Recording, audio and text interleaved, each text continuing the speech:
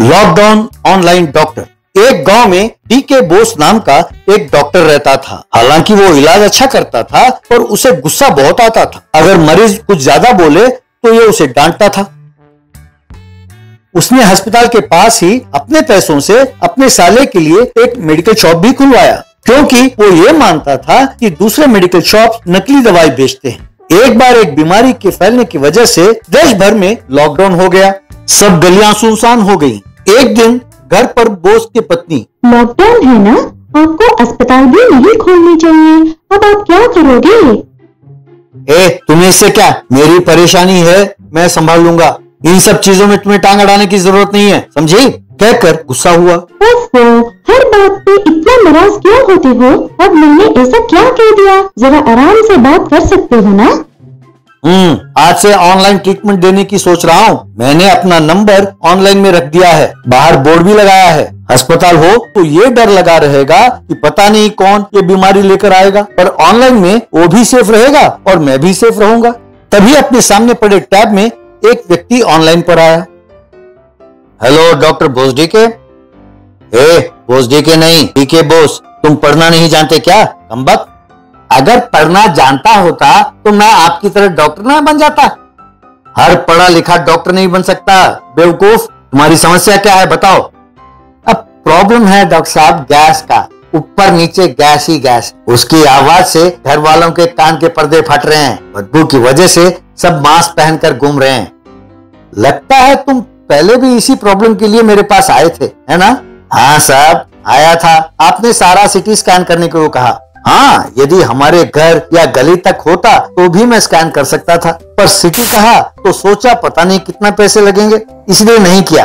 अब वैसे भी प्रॉब्लम मेरे पेट में है तो सिटी को स्कैन करने की क्या जरूरत है? अरे सीटी स्कैन का मतलब सारे सिटी का स्कैन करना नहीं है, निकम्मे। पता नहीं कहां से चले आते हैं ये लोग। मैं जानता हूं कि तुम समझ नहीं सकते। बस एक काम करो, ये अनाप शनाप खाना छोड़ो और तली हुई चीजें खाना छोड़ दो। व्हाट्सएप में मैं दवाई लिख कर देता हूँ, मेरे दुकान से ही दवाई खरीदना, किसी और दुकान से ना लेना। अब वैसे भी किसी और दुकान में ये दिखाओगे तो उन्हें समझ में नहीं आएगा। डॉक्टर साहब, इस दवाई का कोई साइड इफेक्ट है क्या?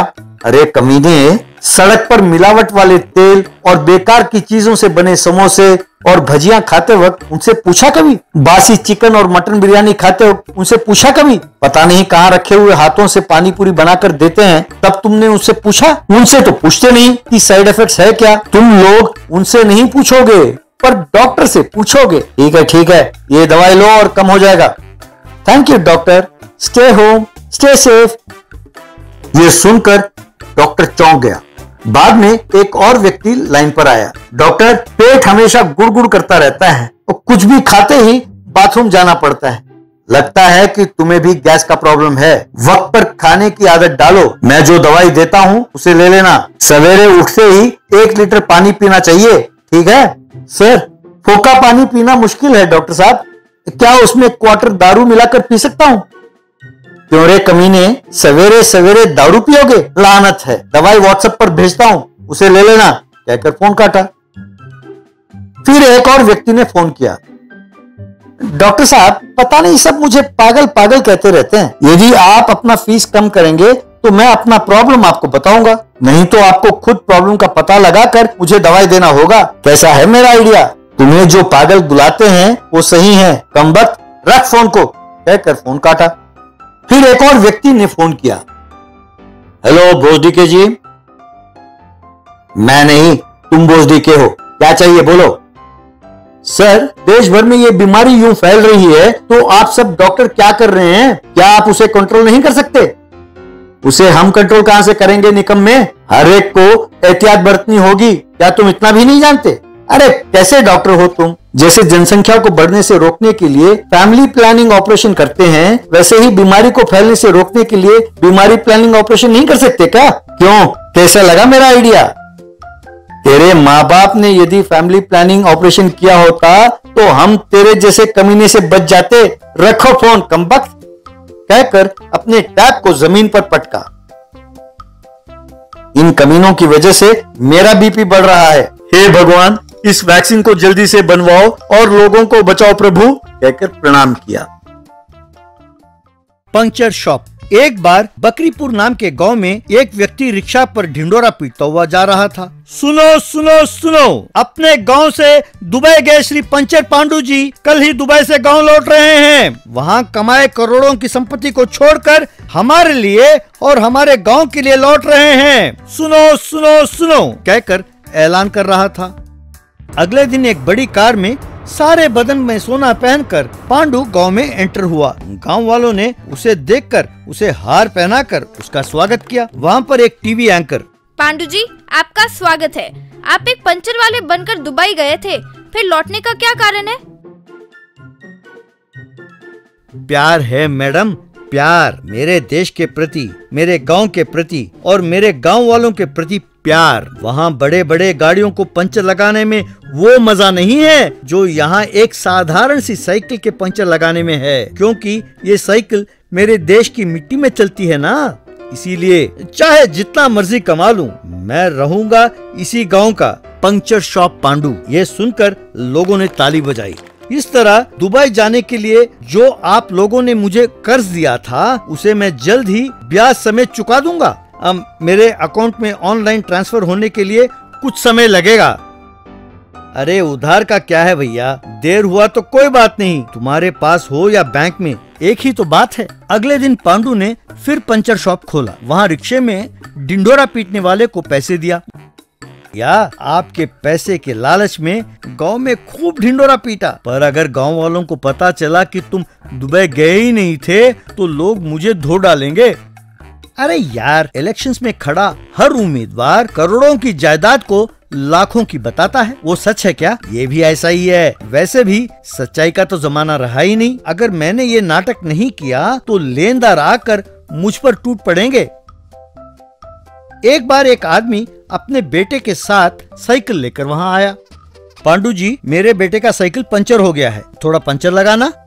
क्या आप गांव में नए हैं? आपको मैंने पहले कभी नहीं देखा। जी हाँ, मैं इस गांव में नया आया हूँ। पिछले 10 साल मैं दुबई में रहकर आया हूँ। ये सुनकर हड़बड़ाकर पांडु, दुबई में तुम 10 साल रहे हो? वहाँ करते क्या थे? वहाँ क्या क्या देखा? पाम जुमेरा देखा, बुर्ज खलीफा, बर दुबई, बुर्ज अल अरब, वहाँ सब गए हो?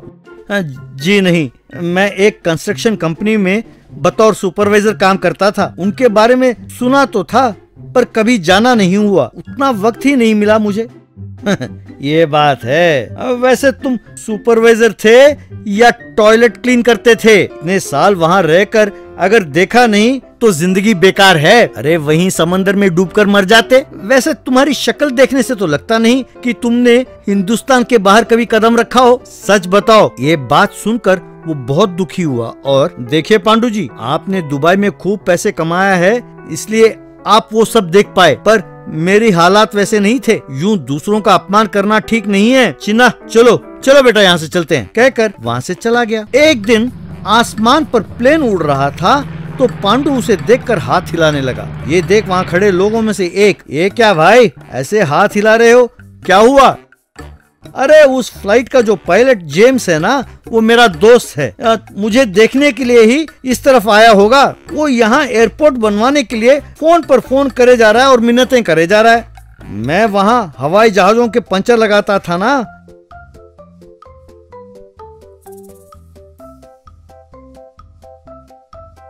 बड़े बड़े जेसीबी के, इंडस्ट्रियल क्रेन के, जिसका भी पंक्चर हो मुझे ही लगाना पड़ता था। इस तरह सारे पायलट मेरे दोस्त बन गए। ये देखो मेरे वहाँ काम करते हुए फोटो, कहकर अपना मोबाइल दिखाया। उसमें वो बड़े बड़े टायरों के साथ पंचर लगाते हुए दिखाई दिया। ये सब देखकर लोग हैरान हो गए। ये तो कुछ भी नहीं है, पता नहीं कितने सारे समुद्री जहाजों के भी पंचर मैंने लगाया है, हिसाब करना मुश्किल है। अरे ये शिप को कौन से पंचर लगाते हो भाई, उनके तो टायर ही नहीं होते। बस तुम्हारी अकल इतनी ही है, इसीलिए तुम यहीं रह गए। अरे पागल, पंचर क्या सिर्फ टायरों का ही होता है? शिप भी तो पंक्चर हो सकते हैं ना। तब अगर उनके पंक्चर नहीं लगाया तो क्या वे डूबेंगे नहीं? You silly villager. एक दिन एक कार आकर उसके दुकान के सामने रुकी।